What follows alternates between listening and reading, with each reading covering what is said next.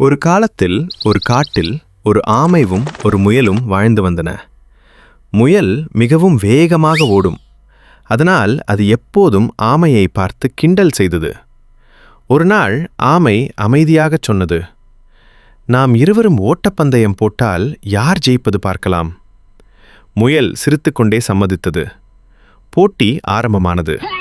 முயல் மிக வேகமாக ஓடிப்போய்விட்டது. ஆமை மெதுவாக நடந்து கொண்டே வந்தது. சில நேரம் கழித்து முயல் திரும்பி பார்த்தது.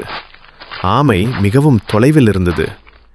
இது வர இன்னும் நேரமாகும் என்று நினைத்து முயல் ஒரு மரத்தடியில் தூங்கிவிட்டது. ஆமை மட்டும் நின்று விடாமல் மெதுவாக தொடர்ந்து நடந்தது. அது தூங்கிக் கொண்டிருந்த முயலை கடந்து சென்று இலக்கை அடைந்தது. பின்னர் முயல் விழித்தது. வேகமாக ஓடியது. ஆனால் அதற்குள் ஆமை வெற்றி பெற்றுவிட்டது. கதையின் நெறி: மெதுவாக இருந்தாலும் தொடர்ந்து முயற்சி செய்தால் வெற்றி பெறலாம்.